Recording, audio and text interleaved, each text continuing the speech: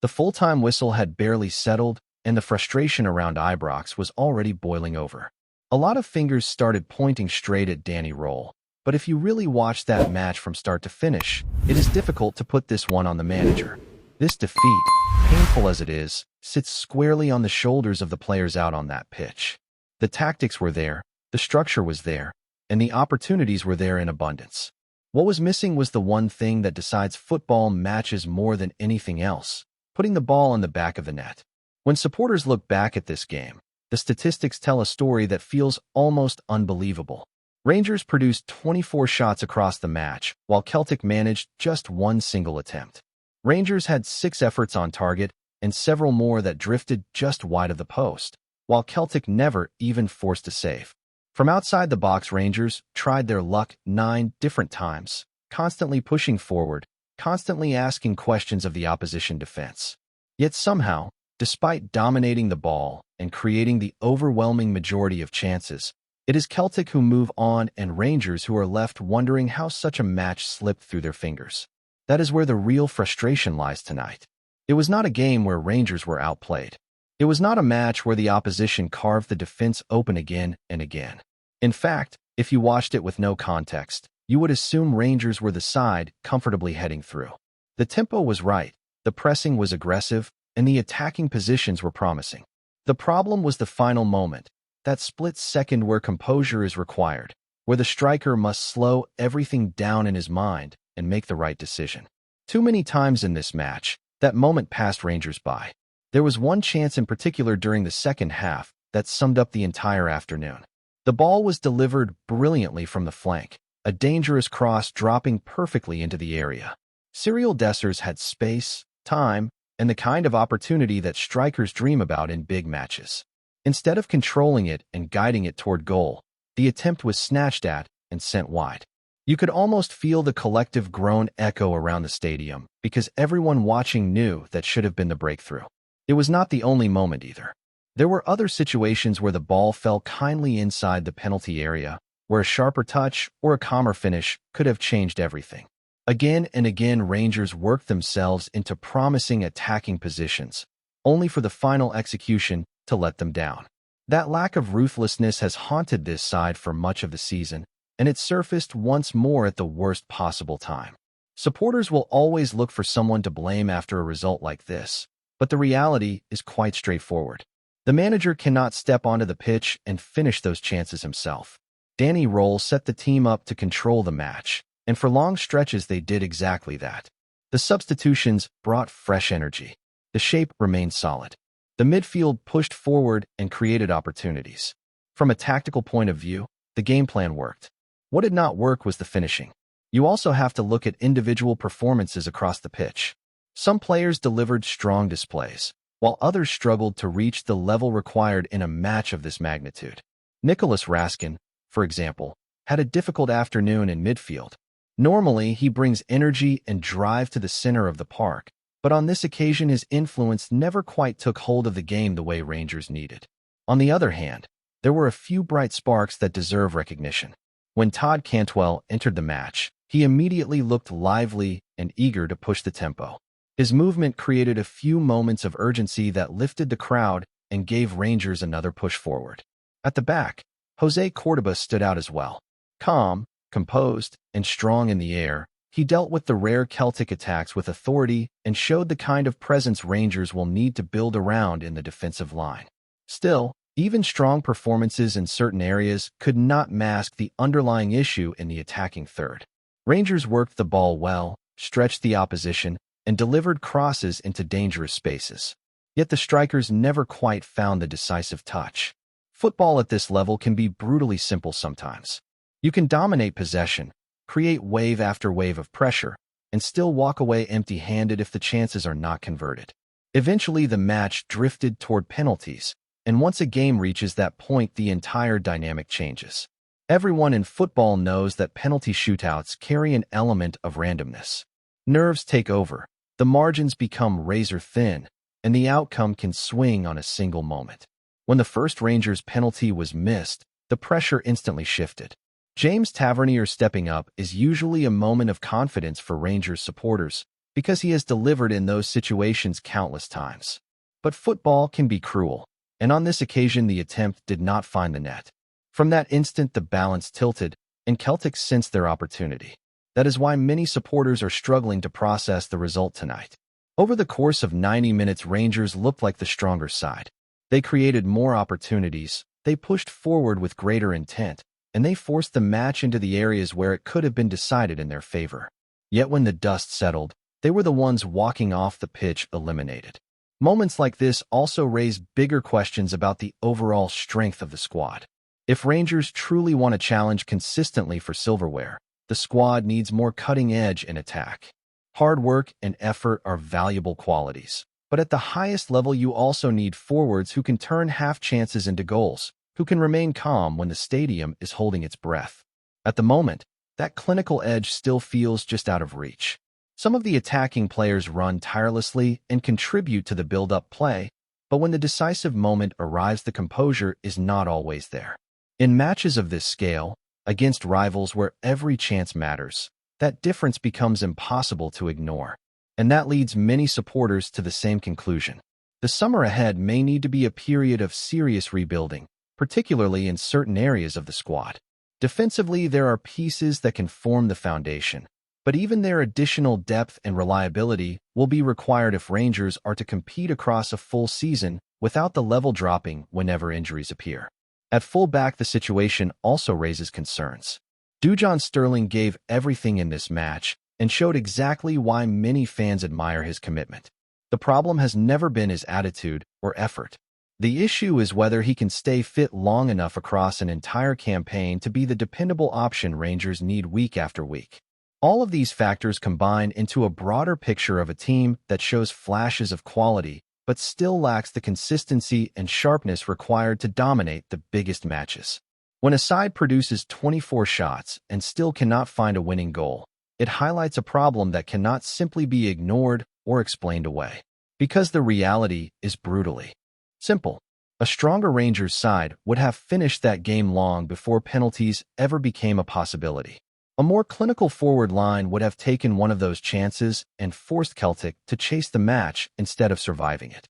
Instead, Rangers allowed the game to drift into a situation where anything could happen, and once it reached that stage, the control they had built throughout the afternoon slowly slipped away. And when supporters replay the key moments in their minds, they keep returning to the same uncomfortable thought about what this team is still missing when the pressure rises and the decisive opportunity appears in front of goal. Because in matches like this, the difference between progressing and going home often comes down to whether someone in that final third can. Because when that decisive moment appears in front of goal, the difference between success and disappointment often comes down to instinct. The very best attacking players do not hesitate in those situations. They do not rush the strike or panic when the chance arrives. They slow the game down in their mind, pick their spot, and execute with confidence. That is the level Rangers must reach if they want to turn performances like this into victories rather than regrets. What makes this result even harder for supporters to accept is the fact that Celtic, on this particular day, looked far from unstoppable. In truth, they looked vulnerable for long stretches of the match. Their attacking threat was limited, their ability to hold possession under pressure was inconsistent, and there were moments where Rangers had them pinned deep inside their own half. It felt like one of those afternoons where if Rangers simply maintained their composure in front of goal, the result would eventually tilt their way. But football does not reward the team that almost scores. It rewards the team that actually does. Throughout the match, Rangers kept knocking on the door. Crosses came flying into the box, shots were taken from distance, and the pressure continued to build as the minutes ticked by. The crowd could sense the breakthrough was close. Every forward movement brought another wave of anticipation, another moment where it felt like the goal was about to arrive. Yet somehow the ball never found the net. And when that happens repeatedly, the pressure begins to build not just on the pitch, but inside the minds of the players as well. The longer the game stayed level, the more anxious the finishing became. Instead of calm decisions, there were rushed touches. Instead of composed strikes, there were attempts taken just a fraction too early. Those tiny margins are often the difference in tight cup matches. It is also important to remember the emotional weight of these fixtures. When Rangers face Celtic, Every action feels magnified. Every missed chance feels heavier. The players know what the result means to the supporters, and sometimes that intensity can turn even a simple finish into a moment of overwhelming pressure. Still, that cannot become an excuse. If Rangers want to move forward and challenge consistently at the highest level of Scottish football, those moments must be handled with authority. The attacking players must develop the kind of confidence that turns opportunity into certainty. When the ball falls kindly inside the area, there should be a sense of inevitability rather than tension. Right now, that sense is still missing. The squad clearly contains players who are willing to work hard for the badge. You could see the effort throughout the match. The midfield pressed relentlessly, the defenders stepped forward with bravery, and the team as a whole pushed the tempo in search of the winning goal. But football is ruthless in how it judges performances. Effort alone is never enough. Goals decide everything.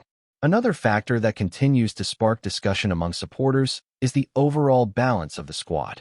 In certain areas there is depth and competition, while in others the options feel limited. Up front, Rangers may need more variety in the type of forwards available. A team competing across multiple competitions benefits from having strikers with different strengths. Some bring pace behind the defense, others offer physical presence in the box, and some possess the creative spark to produce something unexpected in tight matches. At the moment, Rangers appear to be searching for that perfect combination. There is also the wider context of the season to consider. Exiting the Scottish Cup removes one of the major opportunities for silverware, and that inevitably shifts the focus toward the league campaign. Every dropped opportunity becomes more significant when the number of remaining competitions begins to shrink. Supporters know that rebuilding a squad capable of dominating consistently does not happen overnight. It requires smart recruitment, patience, and a clear vision for how the team should evolve. The encouraging sign is that there are foundations already in place. Certain players have shown they can perform at the required level, and the structure of the team is beginning to take shape.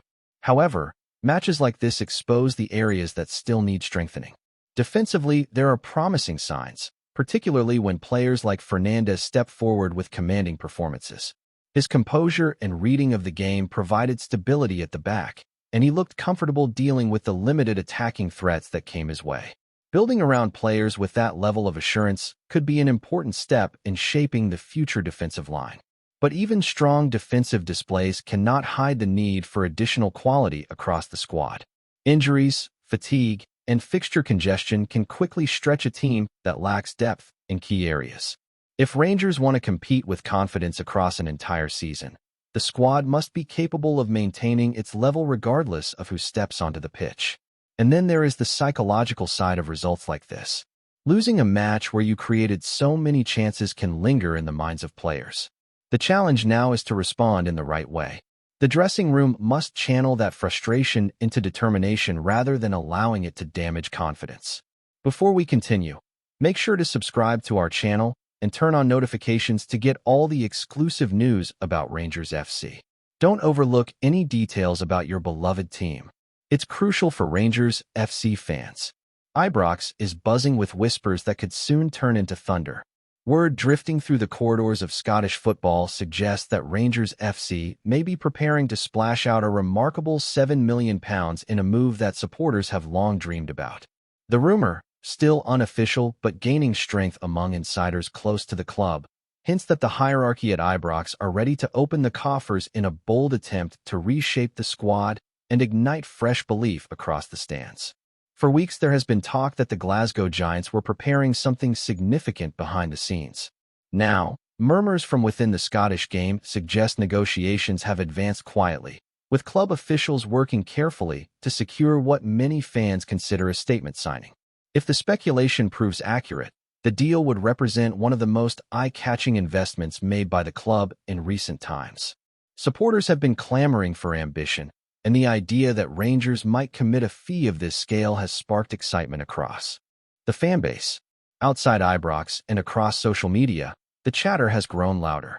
Many believe this could be the type of move that signals intent not only domestically, but also on the wider European stage. Sources close to the situation claim that the player involved fits perfectly into the vision being crafted behind the scenes. While no official confirmation has been offered and the club remains tight-lipped, the suggestion is that Rangers see this as more than a routine transfer. It is viewed internally as a move capable of lifting the atmosphere around the squad and delivering a surge of optimism among the supporters. Within Scottish football circles, the potential £7 million outlay has raised eyebrows. It suggests confidence from the board and a willingness to compete aggressively in the market. Should the rumor eventually materialize into a completed deal, it could mark a defining moment in the club's current project. For now, the story remains in the realm of speculation. Yet in Glasgow, that speculation alone has been enough to set pulses racing. If Rangers truly are preparing to turn this rumor into reality, the roar inside Ibrox could soon grow even louder. Greetings, fans. Make sure to hit that like button and subscribe to the channel, as it's greatly appreciated by Rangers FC. And don't forget to share your thoughts on the news in the comments section below. Until the next video, stay tuned.